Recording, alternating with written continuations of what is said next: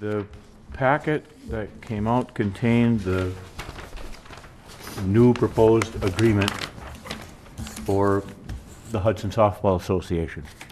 And you guys are here tonight to talk about it. Tom, you want to add anything to start with, or you just?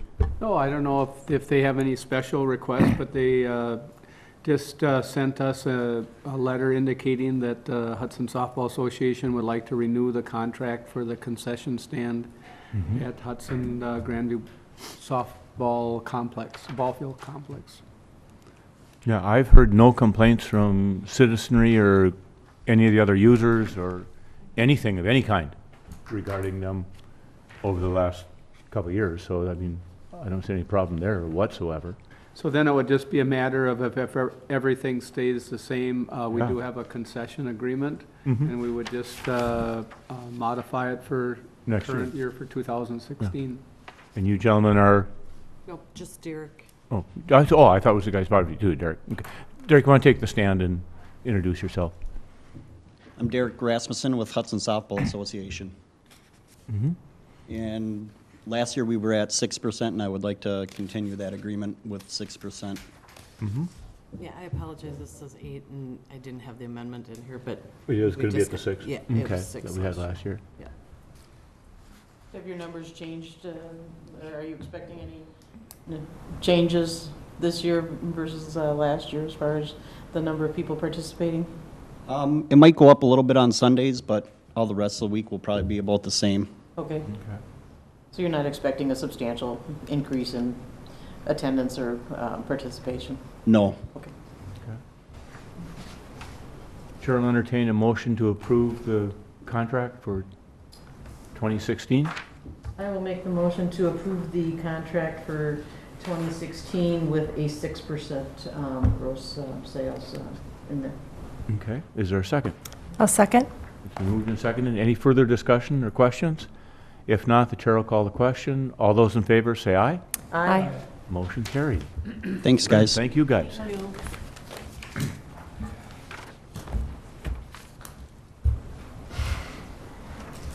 Okay, the next item we have on our agenda that's coming up, and we all had the memo from Denny regarding the small strip of property that is off of Cooley between the parking lot from the Nova and Rose's old home. There's a little strip of ground in there, pardon me, that is a carryover from, as I understand it, long ago plats and probably access through there.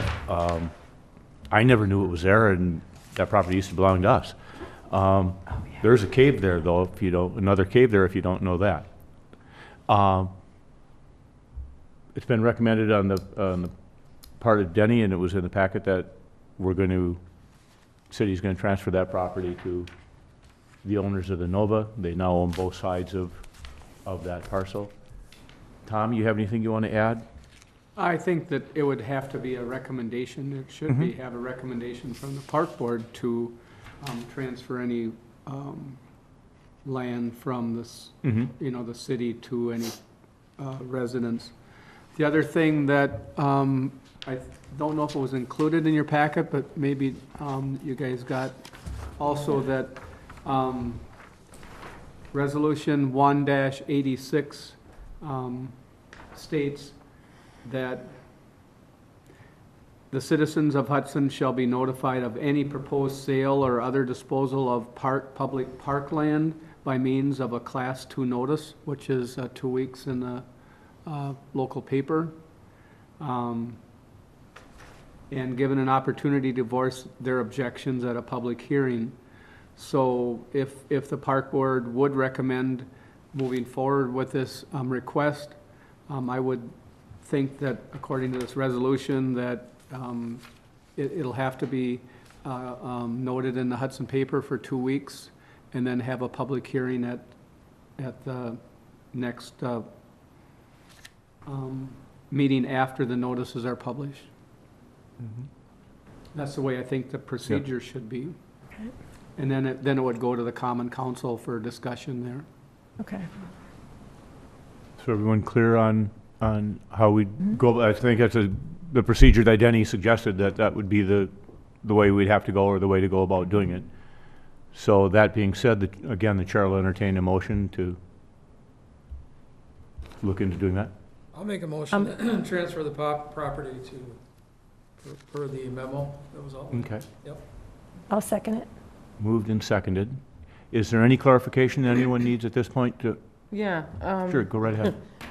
Here's the map of Burkmo's Park that we had. So are we just talking about just this little strip of land right in here?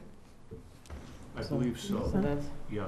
so we're not talking about anything beyond No, that? it's this, How far back? Would it just be to the, that would be another clarification, if that should be included maybe in the motion, that any surveys or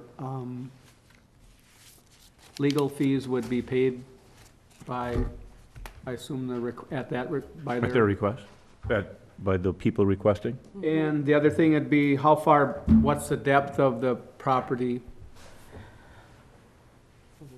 Point one five. determined on where property lines meet up and where they want to be along that cliff line. Well, I know that property actually, according to our maps, goes all the way up to the hill, so I mean, there's gonna have to be a line that's parallel to your back property line? That'd be fine, yeah. And that, that should be noted in the request, that it would just be in alignment with the Casanova liquor store's back property line? The Casanovas goes way up, Yeah, that goes all the way up. line with the roses probably. How about you and Denny Darnold, and city staff, agree on where the property line should be, and then when the legal description is drawn off of that? Sounds good. Make sense? You know, because, Yeah, I just don't know exactly where the lines are. that's what I mean, yeah, that'll have to be determined as an item with, And is this a purchase, or is this a, I don't believe. I don't know. I don't know the answer to that. What have you had for discussions? All options, whatever Mhm. options were available. It's been taken care of by the Casanovas of the Rose family for 60, 70 years at least. And eminent domain is not an option against municipality, so that wasn't an option. But we were kind of looking at what was available, what the city would be up for. Well, I think I'm safe in saying that I don't think we're opposed to doing it. And you know from conversations with Denny that there's city staff there is in support of it. I think what we're gonna have to do is to arrive at what the actual property description is gonna be, where the property line is gonna be. And then, like you've heard thus far, the costs, I don't think the survey costs and the like should be borne by the city, but that would be something that you guys would be doing. And then, once we know how many square feet and all that is, then I think the issue of is there, what's the cost, if there's a cost, would be brought up at that time. And then I think something formal would be brought back to the park board, saying this is the parcel, this is, the agreement that's been arrived at between the city and the Nova, and, that's what we will finally approve and go to the city, city council with. Now, I think our action is just taking us to the point that we can go to the public hearing. And then, after the public hearing, we would be able to move forward. Correct, Tom? So clear as mud? okay? So I'll try and clarify the motion. What we're going to have as a motion is going to give the city staff basically the authority to go ahead and spend the time and money and energy to work with the Nova to define what the property is, and to come to the terms of the final agreement. That final agreement is going to have to be approved by the city attorney. And we will simultaneously then, while that's going on, the city will make the notice the public notice, so that could be going on at the same time and moving forward. Okay? All those in favor say aye. Aye. Aye. Thank you, gentlemen. I think you, from what, you've been able to hear that we're not opposed to you. Thank you. Yeah.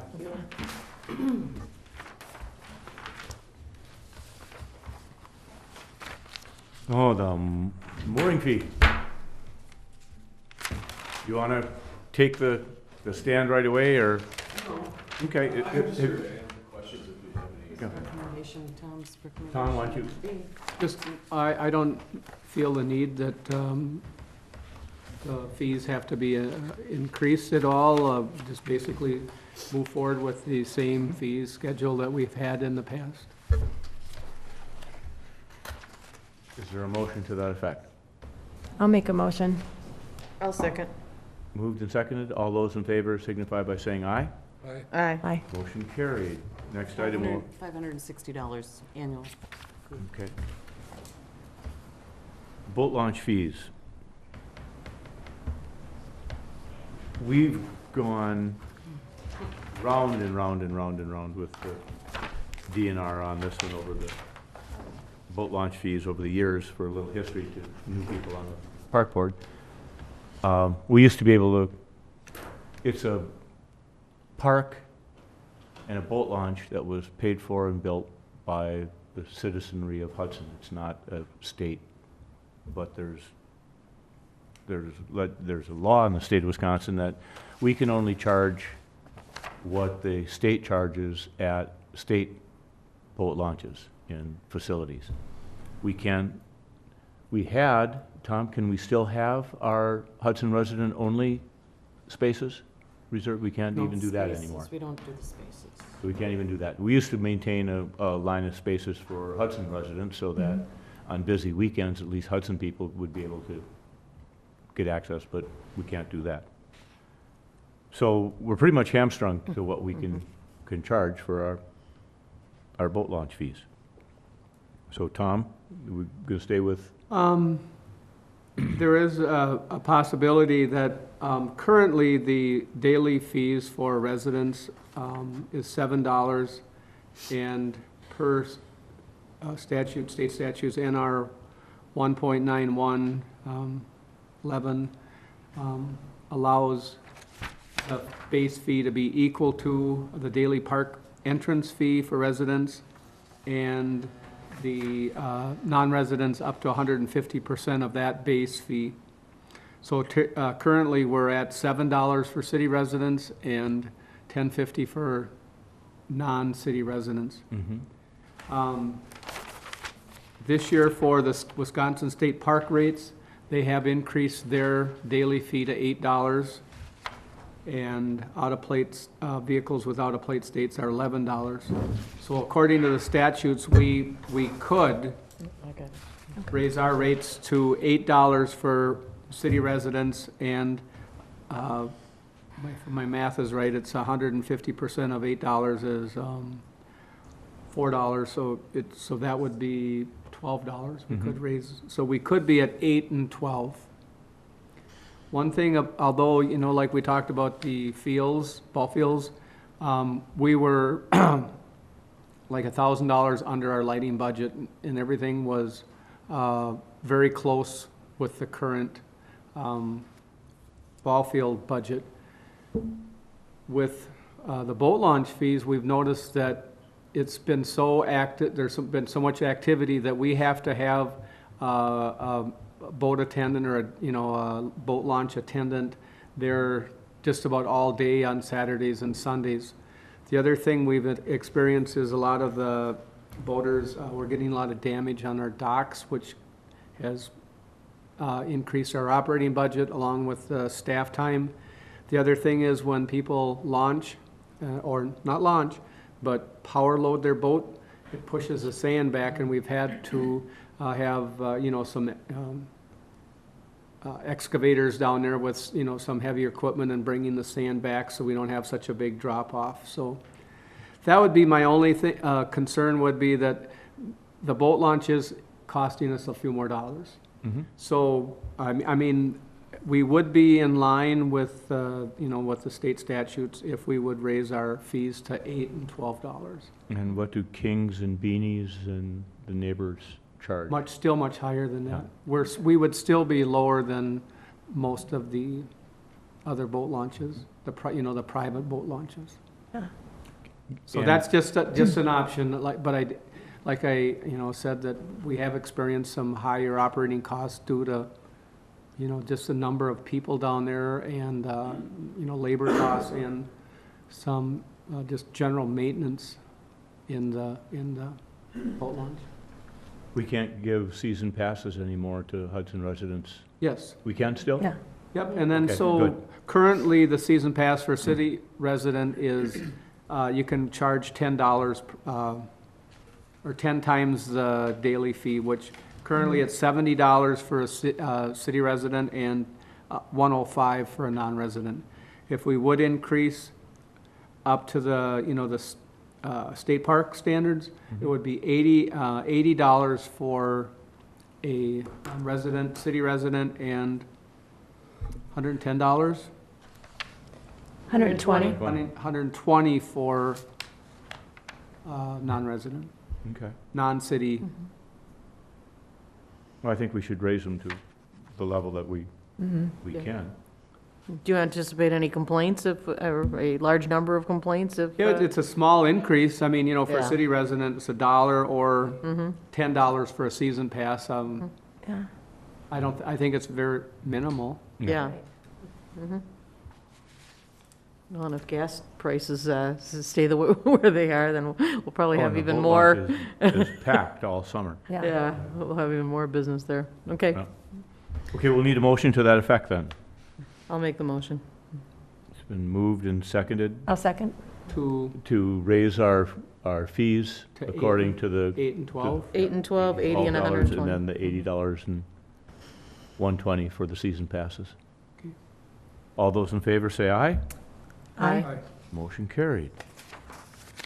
Okay, our reservation policies. Deb, you want to run through that quick and what your, I guess, policies still remain the same. We did talk about allowing weddings to pre-plan ahead of time, just so that it gives the opportunity for those planning weddings at some of our parks to book them sooner than after the January 1st. But otherwise, everything stayed the same. And I did include a copy of the breakdown that we talked about, a couple meetings ago, of how busy it is, and everybody's wanting to reserve the pavilions. And last year, we adjusted the fees. I'm sorry, I don't have the percentages, but we adjusted them so that we were collecting more and took in less of a deposit, so we didn't really have any issues of returning the deposits at all. So we're recommending to remain the same for all the parks for 2016. are we giving Hudson residents advanced booking privileges still? Hudson residents we try to keep it open for the first 30 days of January for Hudson Okay, residents. good. So, that being said, again, Chair will entertain a motion to keep our reservation policies and fees the same for 2016. I'll move that. It's been moved and I'll seconded. second. All those in favor signify by saying aye. Aye. Aye. Motion carried.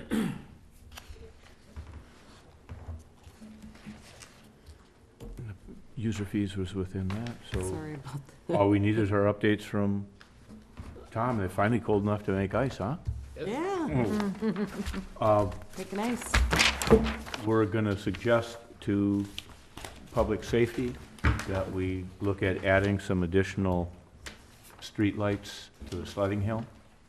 That and to make the north side of Vine Street no parking.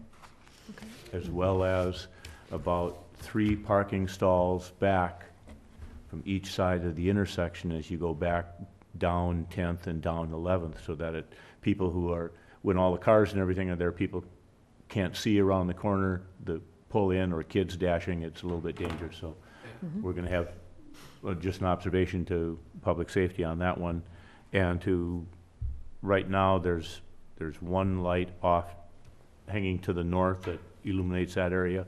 We're gonna suggest that they add another one over the street along, and then basically one off of each direction, off that one, and the one on the following corner, to light that up real well for cars.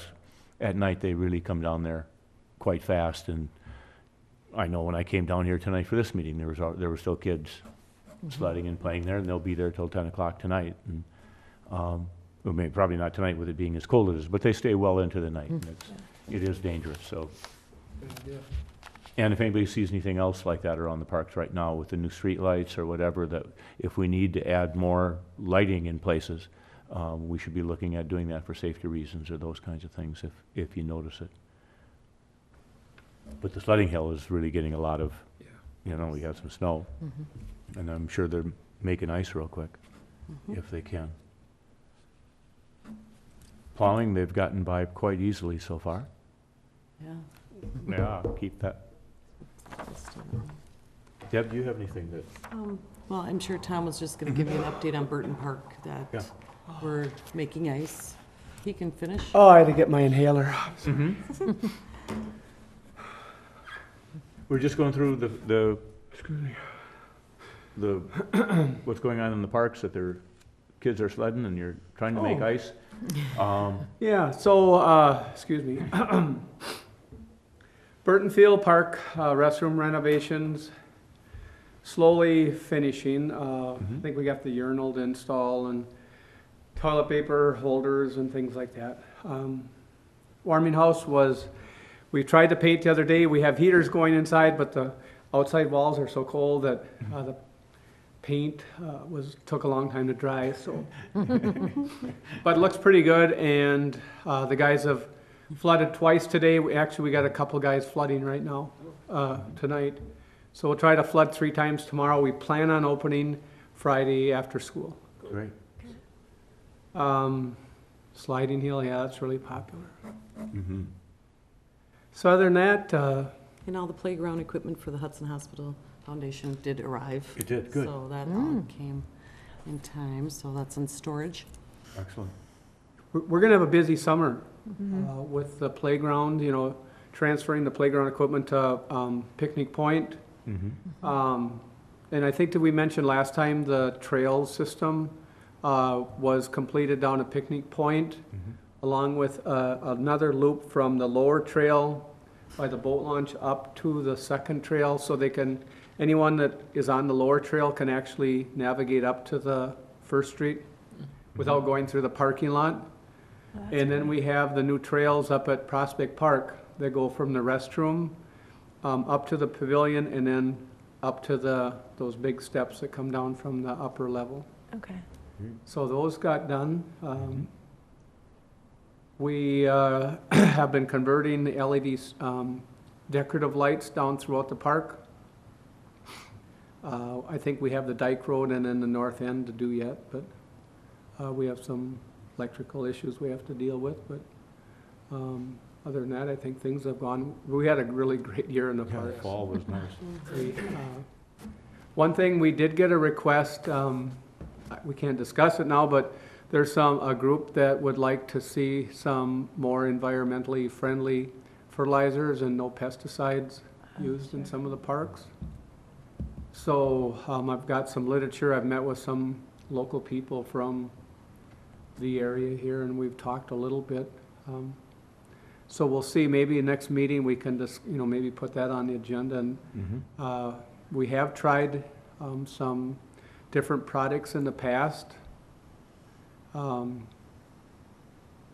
But, maybe there's new things that we can do to be more, we talk about the bees and the pollinators and all the different pesticides. So maybe there's some options out there that we should be looking at. So I'll try to get some more information for next meeting on that. Okay. Anybody else have anything that they want us to add to future agendas or items for future consideration? If not, the chair will entertain a motion to adjourn. Oh, so make a motion? All those in favor say aye. Aye. Aye. Motion carried. Thank you.